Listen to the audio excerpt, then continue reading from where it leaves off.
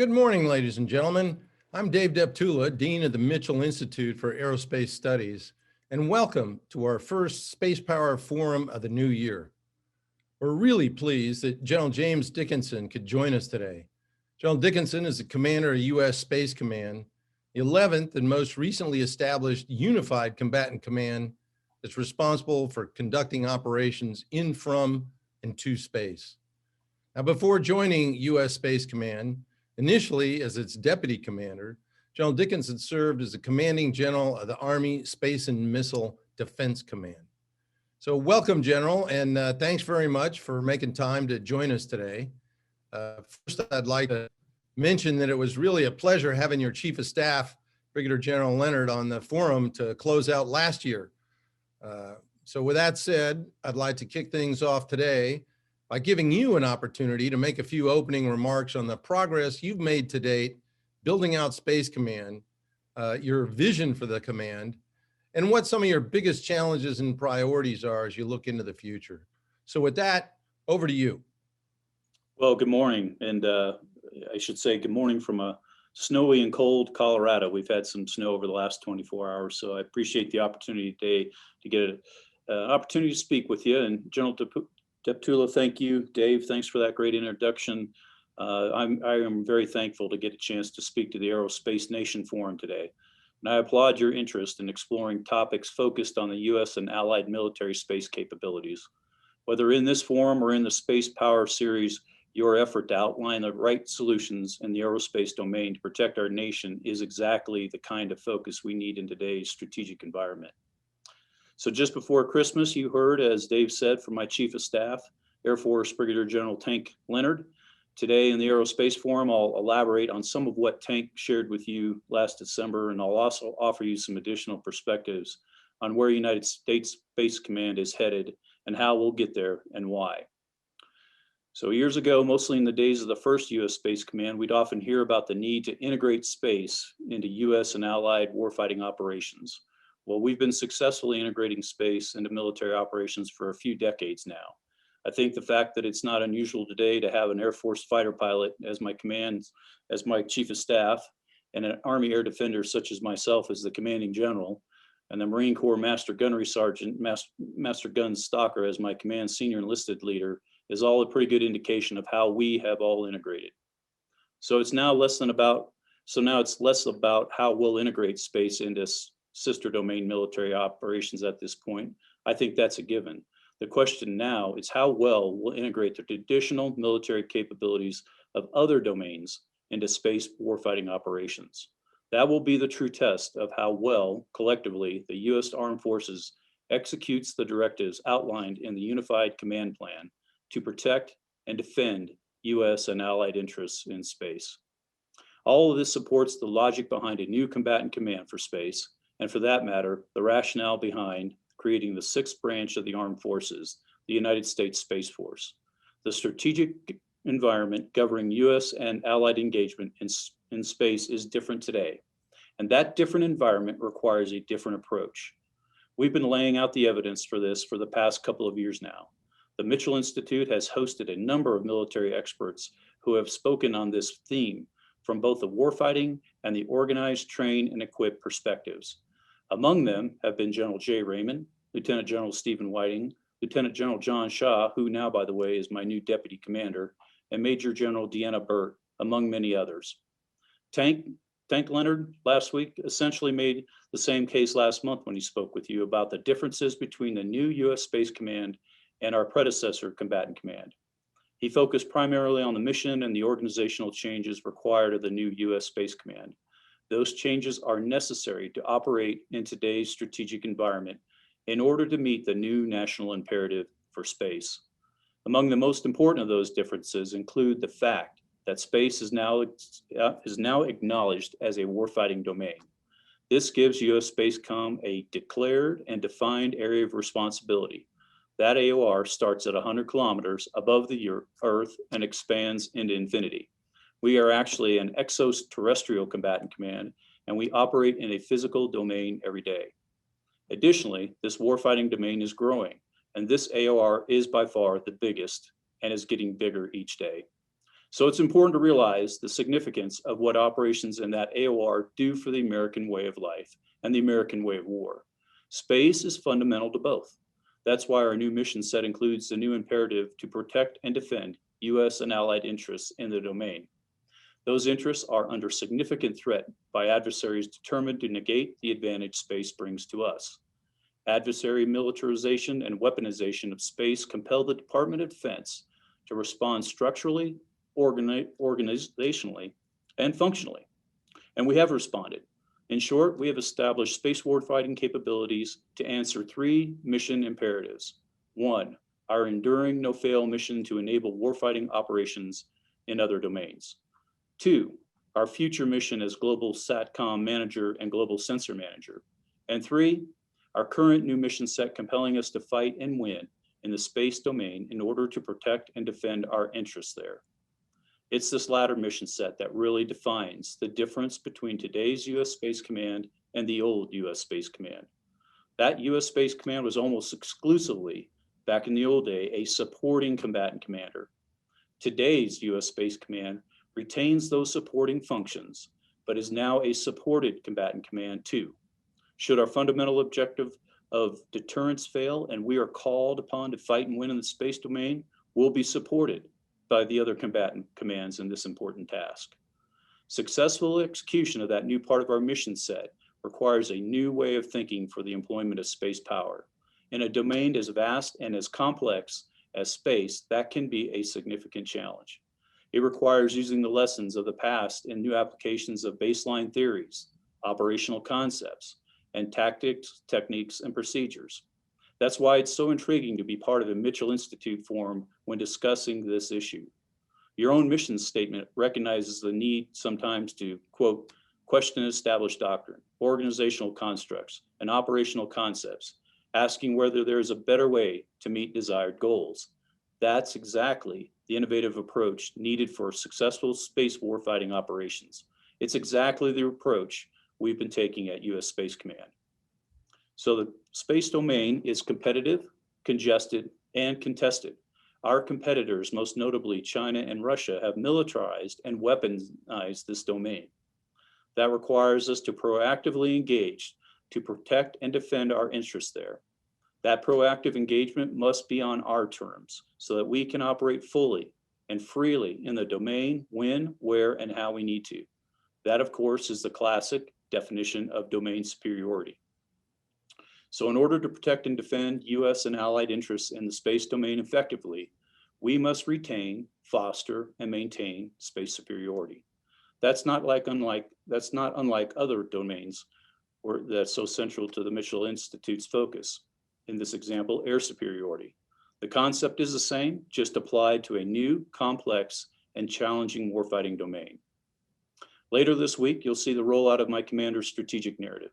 It will outline many of our concepts for how to ensure space superiority, among other elements necessary for successful execution of our missions.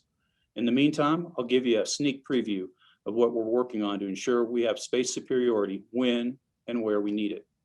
We call these efforts my command key tasks. The first is to understand our competition. Within that task, we must educate our joint warfighters on adversary threats to our space capabilities. We have to train those warfighters to outmaneuver our enemies, and we have to innovate using bold approaches like disruptive thinking. The second key task requires us to build the command to compete and win. You heard a bit about this task last month from Tank when he described our structure using service and functional warfighting components. All of this pushes us toward our ultimate goal of full operational capability, and it allows us to sustain a warfighting culture and adapt to a dynamic and changing strategic environment. The third key task is maintaining key relationships. The complexity of operations in the largest and most challenging warfighting environment requires us to strengthen alliances and attract new partners. We must enhance interoperability through a joint, combined, and a partnered approach to space warfighting operations. And we must unite around a compelling narrative, focused predominantly on the concept that we work actively to retain and strengthen our space superiority. That narrative must also promote responsible behaviors in space, over long periods of time, so gradually they become international norms. Our fourth task is to maintain digital superiority. We must innovate to achieve and maintain our competitive advantage. We must evolve cyber operations in order to maintain an agile and resilient posture.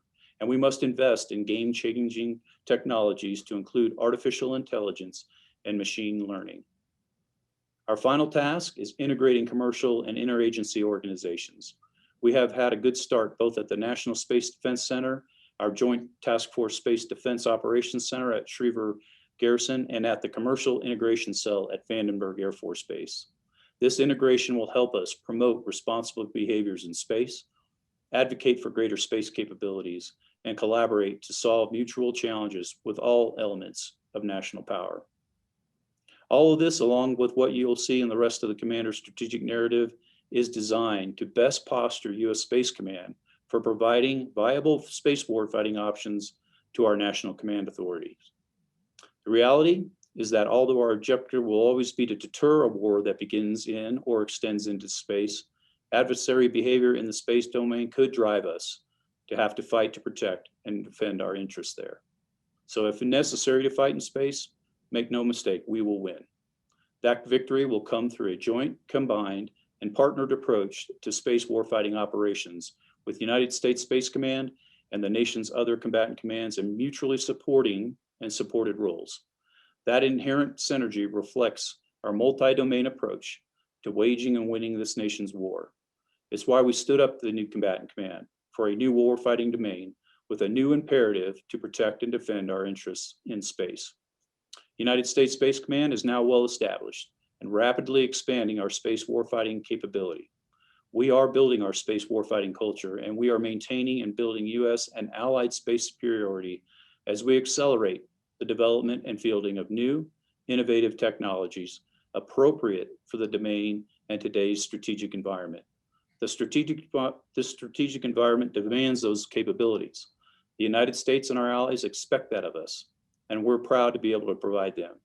Today and into the future, there will never be a day without space. And today and into the future, United States Space Command will be there to guarantee that. So, David, thanks for your introduction this morning. I appreciate the opportunity to provide a few comments, and I look forward to your questions. Well, thanks for that context and insight, General, and thanks very much for all that you and your team is doing, not just to protect and defend the space domain, but to enable everything else that goes on here on Earth. So let's take a deep dive or dive a little bit deeper into some of the topics that you raise and some of the issues of the day. Earlier this month, I think everybody is aware of the fact that it was announced that the Army's Redstone Arsenal in Huntsville, Alabama, was selected as the location for the permanent headquarters of U.S. Space Command. Could you give us a little bit of insight into how that determination was made, as well as the process and the timeline for moving your headquarters from its provisional location in Colorado down to Huntsville? Well, so thanks. You know, the Secretary of the Air Force made that decision to designate Redstone Arsenal in Huntsville as the preferred basing location for the permanent headquarters of U.S. Space Command. You know, the Secretary selected Huntsville out of a pool of extremely strong contenders because it compared more favorably across a number of factors used to determine the best host city for our headquarters. Those factors included mission, infrastructure, capacity, community support, and quite frankly, cost to the Department of Defense. For now, the headquarters will remain here in Colorado Springs on a provisional basis, as outlined in the NDAA. So no matter where we're located, I just want to make sure I'm clear whether the decision is here in Colorado Springs or somewhere else. You know, as all good, great military organizations do, we will do what we need to do to make sure that the mission is never at jeopardy or a lull or decrease in our capability in the space domain, whatever decision that might be made. No, very good. Appreciate that. Any word on timelines, you know, when you might be moving? So, you know, we have a provisional, so the short answer is not quickly. Quite frankly, we've got a provisional headquarters decision that is good, if you will, for about the next 5 to 6 years. And so, as you can imagine, with if the decision remains or is Huntsville, Alabama, there will be some time that we'll need in order to construct the facilities and, quite frankly, modify them to fit our mission set, which, as you know, is one that tends to be classified and whatnot. So we will. I think it'll be several years before we see that. No, I appreciate that. I think that gives folks in the audience a feel that it's going to be, not months, but years. So thank you. You talked about when General Leonard was on the forum, he mentioned how competition in space is now an everyday event, whereas it used to be more episodic. Although things such as ASAT weapons tests tend to grab the headlines, can you give us a sense of how competition in space with China and Russia plays out on a more day-to-day basis? And what are the kinds of things that Spacecom are doing to tackle these growing threats? Well, I think it's clear that the capabilities of our spacefaring nations have increased exponentially over the last several years. I mean, we can easily see that in the media. You've heard us talk frequently that space is congestive, competitive, and contested. And it's really largely a value of capabilities provided by space-based assets. The increasing ease of access to space and the fact that despite the vastness of space, quite frankly, it becomes pretty congested. When you look at where the spacefaring nations like to use those capabilities, such as the low Earth orbit, where that provides a lot of capability to many different aspects of not only the military but our economy. So it is getting congested and in some cases contested. So really we compete daily for that domain superiority, understanding the domain, being able to understand what is happening there on a timely basis. With the U.S. Space Command standing up, oh gosh, about 17 months ago or so, we now have a combatant command that's looking at the space domain all the time. And as we do that, it's very important. It's very important that we've created the command in order to do that, because we have to understand what's happening in the space domain, and we do that each and every day. So it sounds like space situational awareness is kind of job number one in terms of keeping on top of what Russia and Chinese are up to. Absolutely, and with respect to that, it's so important that we understand what we're doing, not only from a civil space but from a military space perspective. And that is a very large task, one that requires a lot of resources and assets to be able to do that. And we do that each day with the great guardians and joint service warfighters that we have in the command. Well, that's a great segue into, I think, something that folks would be interested in as well. Both you and the Chief of Space Operations have emphasized our partnerships with industry as significant space warfighting enablers. Are you at all concerned that we might be relying too much on warfighting capability provided by commercial enterprises? Oh, I am not. I think the commercial industry gives us great flexibility, resiliency, and quite frankly, redundancy in what they're doing. I mean, if you just look at the Starlink constellation that we just saw, I think they're close to maybe 1,000 satellites on orbit, and technology development that goes along with some of these great commercial entities absolutely help the military in terms of building our capabilities. And so I'm not concerned about that. We've seen that in other domains too. You David, as a pilot, yeah, I know you've seen that in the aerospace industry, and in terms of how the civilian industry can complement the military efforts as well. So I think it's a great partnership, one that we have absolutely embraced, and we continue to add to our commercial integration cell, the partners that we have out in Vandenberg Air Force Base as we speak, and that's been very encouraging. And so our ability to be able to work very closely with those commercial companies is very important to what we do, and actually is part of one of my tasks in my narrative for the command. Yeah, it's actually, General, it's a great analogy. Is look where we are in the air domain. I mean, kind of air operations in the military have been part and parcel integrated with the civilian sector for many years. And the same thing's happening with space. all one has to do is, look at that SpaceX launch this last Sunday that put up 143 or 140 plus satellites. Pretty impressive. And I think that'll, like you say, it'll just get stronger. But it's not like the military is absolutely dependent. They're a partner. And so you capitalize on them where you can. Now, in your opening remarks, you referenced the command's imperative of being well posed to act decisively in the event that deterrence fails. And obviously, any discussion of our offensive space warfighting capability is necessarily classified. But what else can you do, or are you able? Are you out there acting decisively? What can you do in that regard in response to aggression, adversary aggression in space?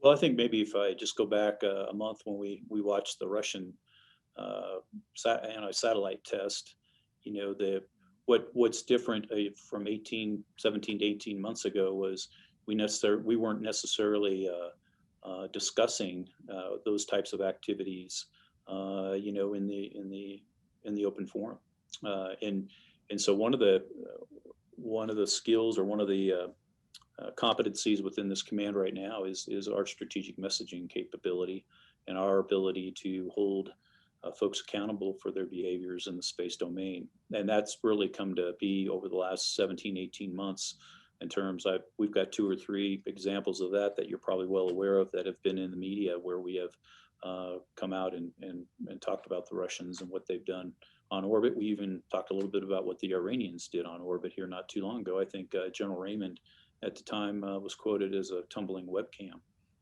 was what he put out. So what we're doing each and every day is watching, observing, interpreting, understanding what they're doing, and then holding folks accountable for their behaviors in the space domain, with the ultimate goal is that we have responsible behaviors in the space domain. I think I mentioned that earlier in my remarks as we look to the future. And so that's if I was to pick one thing and highlight it, it would be our ability to do that. I think that leads right into, or it reinforces what you were talking about earlier about establishing norms in space. And by making sure people are aware of what Chinese, Russians, Iranians are doing up there, helps to promote the fact that, if we want peace in space, then you got to act in that manner as well. A little bit different topic. During the organization stand-up of Spacecom, like all unified combatant commanders, you have service components that provide capabilities that you match to meet the needs of your particular circumstances. Every service has one except the Air Force right now. To your knowledge, will the Air Force, independently of Space Force, be providing a component to U.S. Spacecom in the not too distant future? That's my hope. I think we will. We're working closely with General Brown and his folks on a component to the United States Space Command, because there are some mission sets that I have within the command that will require us to be able to leverage a Air Force component to the command. And we're excited that we have the other services represented in here. I mean, I think our latest was our MAR-4 Space. Major General Glavy is the commander for that, and so now, as it's exciting as you stand up a command, you get more assets that become part of the command that really provides you a lot of combat capability and expertise, and so we're looking forward to that. I can't give you a timing on when that decision might be made, but I think General Brown is considering it right now. That's great to hear. Now, at your change of command ceremony, General, you noted that your focus would be on developing, nurturing, and embracing a space warfighting culture. In your mind, what are some of the key tenets of just what that warfighting culture is, and what have been some of your main lines of efforts in cultivating this mindset at Spacecom? Well, I appreciate the fact, David, that you listen to my change of command speech. That's great. But Yeah, so developing and fostering and sustaining a warfighting culture within the command. I'll just step back for a minute and talk about kind of how the command is built, how it's comprised. And so we look like the other combatant commands from a joint perspective. But what sticks out to me after I took command of this great organization is the fact that, as to be expected, we've got a good foundation of space expertise, both from then the Air Force, now the Space Force. In addition to that, we've got the Army Space Operations Officers, which we call the FA-40s. And though that really comprises kind of that technical expertise that you need, and of course we can all understand how complex the space domain is. But with that, we've got a great joint team from the Air Force, the Army, Marines, now the Guardians of the Space Force. And what that brings with the folks that comprise that, of course, you had Tank. So we know he's a F-16, F-35 pilot. I mentioned Master Guns, who's a Marine. And then I've got a J5, who's a submariner, has spent years underwater, undersea. And I could go on and on about all the different types of talent and expertise, and more importantly, their operational experience that they bring to the command. And you put all that together, you blend all that together. And what we find that as we stand up the command with new processes and procedures, we have folks that are relying upon years of experience in Afghanistan, Iraq, and Syria on how we do land, sea, and air operations in those domains, and are able to bring that expertise from planning to et cetera, into the command. And what that generates is combat power almost immediately. And so as I mentioned earlier, kind of on some of the things that we have done publicly with our messaging, a lot of that is a result of taking tried and true joint processes in those theaters of war for many, many years, bringing that in, adding the space expertise to it, and we're able to move quickly with respect to that. So, job one is making sure that we maintain and continue to attract that type of talent so that we can continue on our path in terms of becoming a fully operational combatant command. And so really, the tenets, if you will, of that is how do you continue to breed that level of warfighting focus within the command? And I'm confident we can do it. It's great when you have folks that come into a new command that have a different perspective and kind of question norms and aren't afraid to, part of my command philosophy is always be able to tell me what you think honestly. And so I have no trouble with that in this command. I've got a lot of folks that are willing to tell me honestly what they think. We take those and we make the adjustments accordingly. So as a new combatant command, the good news is that we are developing our processes and procedures, and we've got a great team that helps me to do that.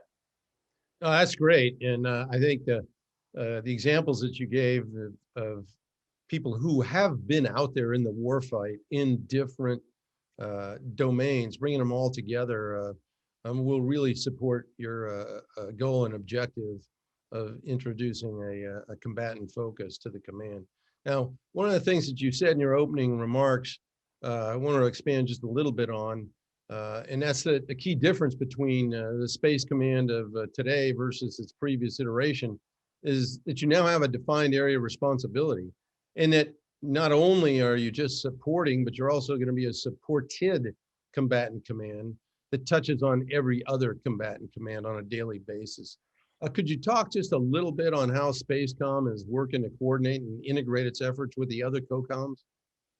Well, absolutely. And that is a critical function that we're doing right now. So the Space Command of old, I mentioned in my remarks, a supporting command to the other combatant commands, meaning that we provide the space mission areas or services that we have for years and years, satellite communications, GPS, for example.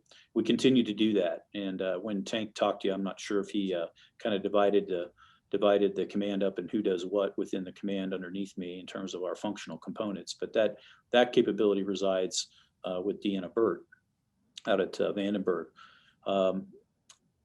What's different is now we're looking at on-orbit activities and doing our protect and defend mission that is carried out by the JTF Space Defense, commanded by Brigadier General Tom James. And so in that particular mission area, as you can imagine, there'll be opportunities, or there'll be circumstances where we'll rely on other combatant commands that have capabilities or assets within their area of operation that we will need in order, or depend upon in order to do our mission on orbit. So kind of unique in a supported role. That's essentially what's different between the old Space Command and the new Space Command. And our role in doing that, those missions, is dependent on our integration within each of the respective combatant commands. And we do that right now through the stand-up of what we call the integrated planning elements. And these are elements led by, in general, an O6 of various branches in those respective combatant commands. And what they do is they provide that integration, space planning, integration, and operations in both a supporting and supported role within each of those combatant commands. And so that's an important relationship. We continue to grow and mature. We don't have, we're in the process of making sure each of the 10 combatant commands have that respective element. But we've got about 7 of those right now that are stood up and functioning. Very good. A bit of a follow-up. The space domain consists of not just assets on orbit, but also terrestrial ground stations and the links between them. On that point, when Chuck Beams was on this forum, he highlighted how cyber attacks pose one of the greatest threats to orbiting satellites. Could you elaborate a bit on your efforts with Cyber Command to defend against these kinds of attacks? Yeah, so my relationship with Paul Nakasone, the Cybercom commander, is very important and very good.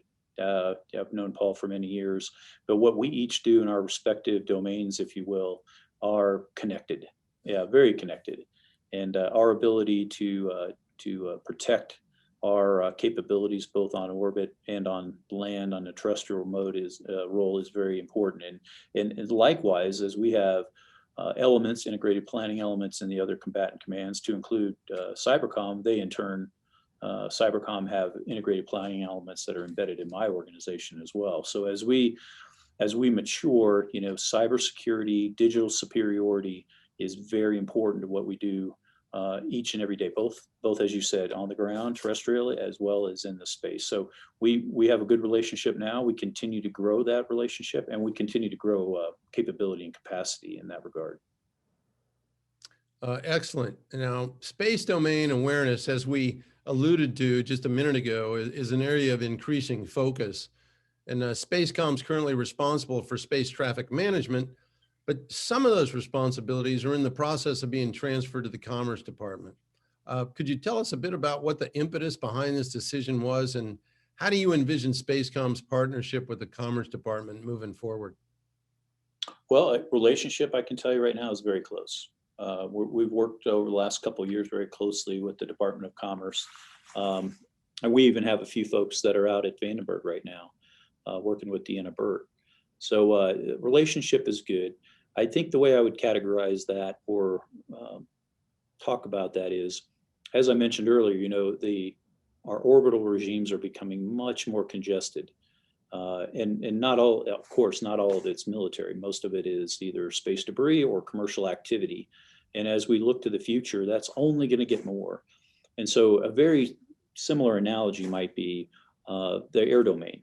And so right now, we're the ones, the military U.S. Space Command, we're responsible for kind of the tracking of all those objects and the ability to deconflict, the ability to report, those types of activities.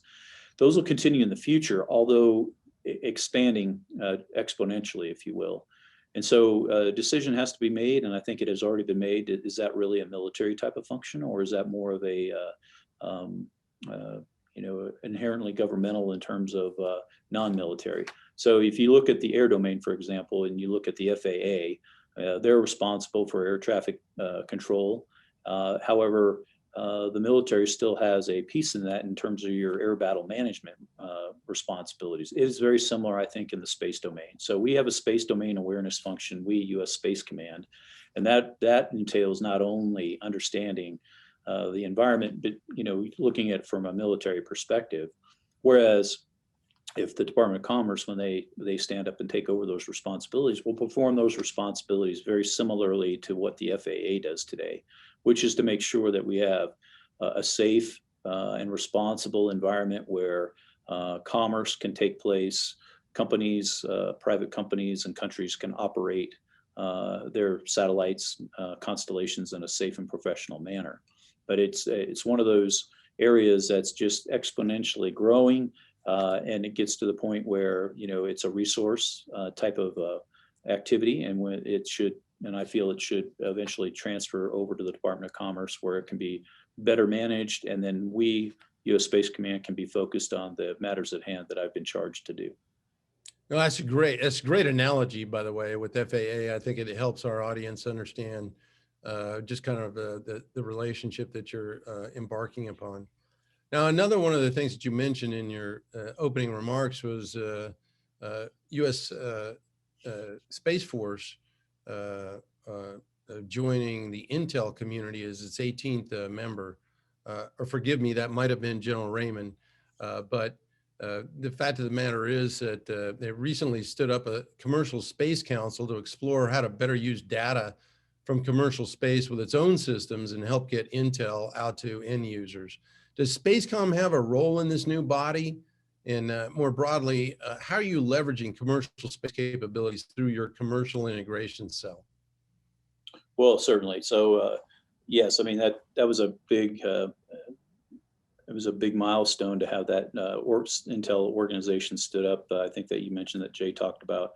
That is huge for us as quite frankly, a consumer of that intelligence and those products. So we're excited about that. As I mentioned, we leveraged our commercial integration cell out at Vandenberg quite often. I mean, when you look at everything from satellite communications to other types of functions, it's important that we have that relationship. And as we look to the future in terms of building resiliency or redundancy, those types of capabilities, we'll certainly look to the commercial entities to help us with that. Excellent. Now, last August, Spacecom put out a year in review video. One of the things that featured prominently in it was multinational space collaboration through efforts such as Operation Olympic Defender, signing a space situational awareness sharing agreements, the Combined Space Operations Center, and so on and so forth. What's the significance of fostering greater cooperation with America's partners and allies in space? And looking to the future, how's Spacecom looking to build on these efforts? Well, that's a great question, and again, that is part of my key tasks in my new narrative Envision, and has always been, very important. We aren't just starting out with establishing relationships with our partners and allies in space. That has been going on for years, and so we are continuing to work with the allies that we currently have and building a stronger relationship. We have numerous forums where we interact with them. What comes to mind, we had the CSPO a couple of weeks ago. We had the Shriver War Games not too long ago, where we have very productive dialogue with our partners on very similar things that we just talked about in terms of norms of behavior and capability development. We'll continue to foster those. I'll tell you what we're doing here in our headquarters right now, in my headquarters at U.S. Space Command, is we're fostering the same thing. So a lot of our partners in the past and currently are out in Vandenberg, but we're looking very closely at expanding that into my headquarters here, because it is so important that we go with our partners and allies. And again, if I draw an analogy to other domains that I've had experience in, it's similar to that. It's the synergy of our partners and allies that really give us the combat advantage. And we've seen that in multiple conflicts and wars. So if it weren't for those partnerships and relationships, we wouldn't be as successful as we've been in the past. And we look to that for the same way in the space domain. Well, now, Spacecom is featured prominently in the early ABMS on-ramp demonstrations in support of the JADC2 concept. What are some of your takeaways from those demonstrations, General, and both in terms of what works well and also what can be improved in the future? Yeah, so I would tell you that I'm really, at my core as a joint combatant commander, I'm really kind of platform agnostic. So, I do have from time to time, people ask me very pointed questions. Do you like this specific type of asset to do that function? And so, I absolutely support the JADC2 concept, the Joint All Domain Command and Control. How we get there, I'm kind of agnostic. But I will tell you that it's absolutely important that we are able to share data, share situational awareness, share information amongst all the different types of capabilities we have, whether it's a sensor, a C2 element. It's important that we're fused and we're able to share that authoritative type of data back and forth. And as I described, for example, the space domain awareness and the numbers of objects, the thousands and thousands of objects that we have on orbit as we speak, we have to be able to understand what that means to us from not only a warfighting perspective, but also from a civil perspective, and the dangers that could provide if not properly tracked, recorded, and reported. And so I'm in favor. I think the JADC2 is a great concept. We need to get there as quickly as we can. I personally think that it's not that far in the future, but for what I do each and every day in the space warfighting domain, I have got to be able to have that data that's available to me, and not only have the data, have the tools, whether it's AI or machine learning, that actually helps me understand what's important to me. You bet. And obviously, protection of those critical links in space is something that's just going to be fundamental to the whole JADC2 concept as we move forward. One of the other things that's of interest, I know, to folks in the community who are interested in what's going on in space, is that keeping U.S. Force posture mobile and flexible is crucial to keeping one step ahead of adversary planning, something that we've seen other services exercise in various ways, or all the services. How can the United States bring that operational unpredictability in space while at the same time ensuring safe space traffic awareness? So I think to your first part, Dave, was how do we get that data to the shooter the quickest? Yeah.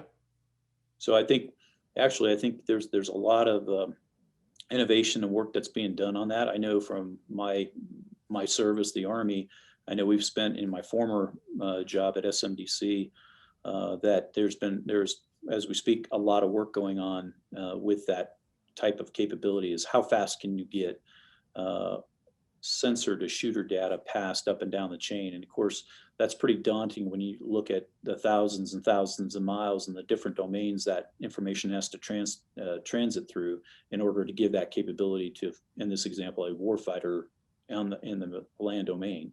So I think we're making good strides in that. Are we there yet? No, but I think I'm encouraged by how we're looking at that and how we're moving out in that regard. No, appreciate it. The other part of my question was the whole issue of unpredictability. That allows any warfighter to keep ahead of an adversary, but how do you achieve unpredictability in space while at the same time we've got to make sure that everyone's aware of what's going on with the different platforms and deconflicting them, or space traffic awareness? That's a great question. So I'll attempt to satisfy you with my answer. That would be, I think that's very similar in other domains. So when I talked about space domain awareness and we talked about space traffic management, space domain awareness is that ability, what you just said, is to understand what's going on, make sure the people that need to know that, and make sure the people that don't need to know that, don't know that. I think that's the art of space domain awareness and how we take that concept to empower, whether we're doing on-orbit protect and defend missions, or whether we're facilitating a soldier Marine on the ground, a sailor at sea, or an airman in the air. Yeah, no, that's great. I think you're throughout this discussion, you've used analogies in a really excellent fashion, and it helps folks who are not in the space business grasp what it is that you're trying to do. One last question for you before we move on to our audience questions, and that's, do you anticipate any changes to the command structures or functions following last week's change in presidential administrations? I would tell you that I don't think so. I mean, I can speak for U.S. Space Command. I would say that I think it's, if you look back over the last 17, 18 months since we've been established, or reestablished, I should say, and what we've accomplished in terms of holding our competitors accountable for their activities in the space domain. I think that's clear. I think that becomes more clear to our leadership the importance of U.S. Space Command. One of my mentors and former bosses, General Hyten, would always say when he was U.S. Stratcom commander that when he was U.S. Stratcom commander, space was about number 3 on his priority list every day he came into work, and for very logical and good reason. I'll tell you, it's my number 1 priority every day, all day, at night, whether it's snowing here in Colorado like it is today or wherever. It is the number 1 priority for this command, and I think we're seeing the benefit of this command, albeit we're not completely stood up yet. I would just say in the early stages, and I consider that about 17 or 18 months, like I've talked about, we have already demonstrated our combat capability and our value to the Department of Defense in the United States. Well, what a great way to end up this sequence of discussions, and it's exactly why we needed to have stood up a combatant command for space, because it is on your mind each and every day. It's priority number 1. So General Dickinson, thanks very much for your insightful comments and sharing your valuable perspectives as you tackle this brave new Space Command venture. Now, as alert to our listeners, our next event is next Thursday, February 4th, when I'll be having a discussion with the commander of Air Force Research Lab, Brigadier General Heather Pringles. So we hope you can all join us for that. All right, we're now going to open the session to questions from the audience, to folks who've been listening, and those of you who are interested in asking a question, please use the raise hand function. When I call on you, please state your name and the organization that you are with. So let's start with Teresa Hitchens. Hi, this is Teresa Hitchens from Breaking Defense. Thank you for doing this. I wanted to ask you about the allies and the potential for the representation. You had mentioned that actually back in November, because I wrote about it. And I just wondered if you had a time frame for that happening.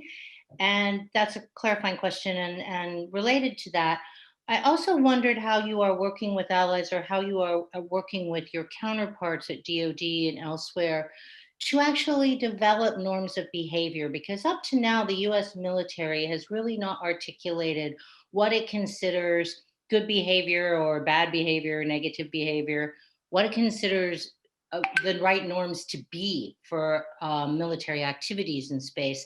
And so I wanted to ask how you're stepping that up, or how you're working to define those things. Thank you.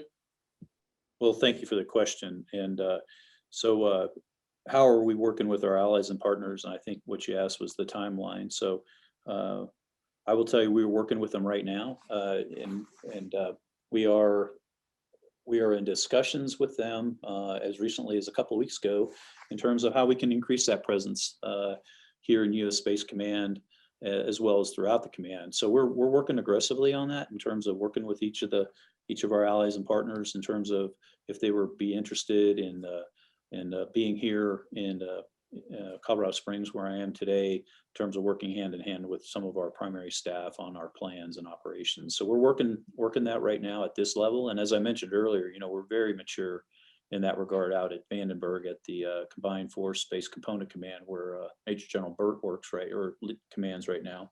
And so we've got a lot of participation with and integration with our allies and partners out there. But my goal is to increase that as quickly as I can here at the headquarters. You'll find I'm somewhat of an impatient person. I like to move out and be in these particular areas. And the good news is there's nothing but great dialogue and acceptance of that when I do have those discussions. As far as the norms and behaviors, that's a great question. That's a complicated question, because that doesn't just necessarily involve the Department of Defense with how we categorize that. Of course, a lot of that will have to do with the whole of government and how they perceive that. As we have seen in other domains, as Dave pointed out, I'm quick to draw an analogy to another domain. And I do that on purpose because I think that makes it easier for people to understand or relate to what we're trying to do.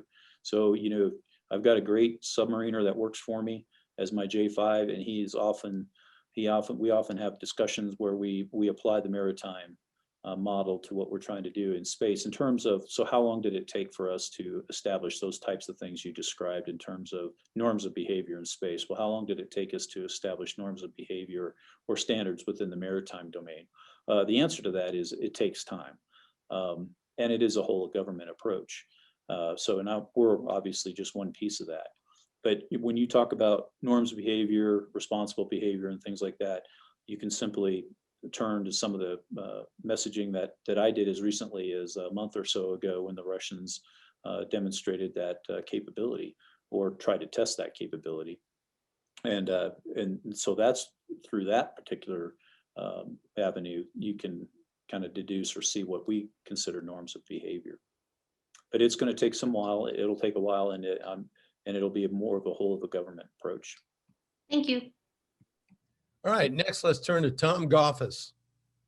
General Dickinson, thanks for doing this. General Dickinson, this has been a great review of an emerging field that's very important on the Hill. Tom Goffis from the Senate Armed Services Committee. And I'd like to start with holistically how to approach the space domain. Similar to how folks talked about air as an extension of the ground domain during Billy Mitchell's time, there are similar ideas about space as an extension of the air domain. So holistically, how do you see the space domain? Are they independent as well as interdependent warfighting domains? And number two, how is Space Command approaching space as a standalone warfighting domain? Thank you, sir. Okay, so a great question. So I will tell you that my thought is that they're integrated. So I think you just look at where my AOR is defined to begin, and you can see even at that altitude there's air equities there as well. So I think it's at least at that level, and I'm talking probably my words, LEO and N. It's going to be an integration between the air domain and the space domain. It just has to be. Beyond that, I think that's going to be fairly pure space. But it is one of those areas, as I mentioned earlier, that requires close coordination, integration amongst the other services, the other domains, and the other combatant commands. And we're working towards that each and every day. But when I discuss the supporting and supported, I think that's probably a good way to look at that in terms of our support to the domains, the air, land, and sea domains, cyber domain, and then their support to us in the space domain. Thanks, sir. All right, let's go to Rachel Cohen. Thank you for doing this. I have another allies and partners kind of question for you. General Hyten was talking a little bit about this the other day. I'm curious, when you talk to partner and ally countries about working together in space, what do they want from the US, and what do we want them to contribute? He was talking about it sort of in the way that, the US lets other countries fly the F-35, right? So what is sort of the space equivalent that we're working toward in that regard? What roles and missions kind of shake up, or kind of division are you looking at? Well, thanks for the question. So, that's a very important part of the warfighting perspective of the command. So, as I mentioned earlier, we're not just starting out on our integration and our relationship with our allies and partners. We've had that for many years. If you look at the integration that we have with our allies and partners in our SATCOM enterprise, if you will, our integration with our allies and partners in our missile warning mission areas. So we've had them, and then we've also had them integrated onto our operations floors for many years. So as we look to the future, it's like we see, again, as we see in other domains, that we will look for their capabilities, their respective capabilities that they are building, the capacity and capabilities that they're building, whether it's on the ground or on orbit or both. And we will look to those to see how we can integrate those into our operations that we support, whether that's operations in the space domain or whether that's operations in the air, land, or sea domains. So that is kind of what we go back to look at, is we all have expertise and capabilities, and how best can we bring those from each of our respective allies and partners together to build combat capability. Okay, very, very good. Let's turn to Sandra Irwin. Good morning, General Dickinson. Thank you for taking my question. A few weeks ago, we heard from General Leah Lauterbach, the director of the Space Force Intelligence, and she was talking about there's a need for capabilities to characterize threats, to have confidence in the information that you see in orbit. So I was just wondering if you've had conversations with that side of the house, and if you foresee DoD making investments in these new capabilities for characterizing threats and getting more accurate intelligence from space. Thank you. Great. So I had the honor of working with Leah when she was out here as the J2 before she moved on to the Space Force. And the good news is she's at Space Force doing some great work. And then I've got a brand new, not a brand new, but a new J2 in behind her, Greg Gagnon. And I think one of the strengths of the command right now, and one of the successes, is how quickly we've been able to build our intelligence capability within U.S. Space Command. And absolutely critical that we have those processes and procedures in place to where we can better understand the activities on orbit. I mean, as we look, we talk a little bit about space domain awareness. You know, our ability to characterize on-orbit activities, be able to understand what they are, and more important, understand if we have to take any action or those types of things on orbit is absolutely critical. So I couldn't agree more. I mean, I think they're the 18th organization within the Intel enterprise now. Is critical and demonstrates the importance of space to the Department of Defense and the government in general. And so I support that. You know, the capabilities that we build are in order to do that are critical to what we do as a warfighter, just as we do, for example, in the other domains. So whether it's missile defense, whether it's air-to-air combat, whether it's combat on the sea, the ability to characterize and understand what is happening in the environment you're working in is important. And the Intel is obviously a huge piece to that. Thank you very much. All right, how about let's go to Dong Hyung Kim. Thank you for taking the question. This is Dong-Hyun Kim, a reporter from Voice of America Korean Service. Last week, Secretary Austin, in his Senate confirmation hearing, mentioned in his advanced policy question that space-related threats from Iran and North Korea, such as jamming of satellite, is growing. Also, he mentioned about space launch capability turning into ballistic technology related. How is Spacecom addressing such secondary threat besides China and Russia? Thank you. I'm sorry, what was the last part of that question, please? How is Spacecom addressing such secondary threat besides China and Russia, in particular North Korea? Okay, so well, thanks for the question. I think what we're doing right now, is watching them very closely in terms of what they're doing for the on-orbit. Of course, I've read and I saw Secretary Austin's response to those advanced policy questions, and I listened to his testimony as well.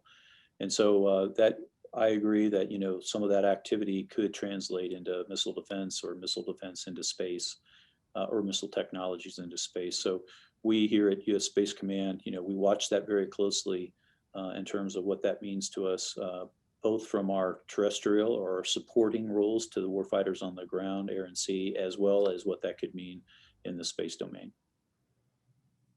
All right, last question for you, General, from John Harper. Thanks for doing this, General. John Harper with National Defense Magazine. When do you anticipate that Spacecom will reach full operational capability? Do you have a timeline for that? And what are your criteria for declaring FOC? Well, so that's a great question. And when you say great question, it usually means I'm not going to give you a specific answer, right? So no, just to answer your question, so it's a function of many things. So I would tell you in general, it's conditions based that will declare full operational capability. And what goes into that condition will be a lot of things, personnel, number of people, number of the right kinds of personnel that come to the command with the right skills and the talent. And then there will be a material piece to that in terms of capability, whether it's command and control or other types of capability that allow me to do my UCP missions that I've been given by the president. And so there's no date, time, month, year right now, because we're working through that right now in terms of what that will mean. But that's generally what I will use in order to declare a full operational capability. Okay, folks, we've come to the end of this Spacepower Forum on Aerospace Nation. A big thanks again to General Dickinson, to you, General, and to our audience. From all of us here at the Mitchell Institute, have a great aerospace power kind of day. Thank you very much. It was a pleasure. You bet. Best of luck. Thank you.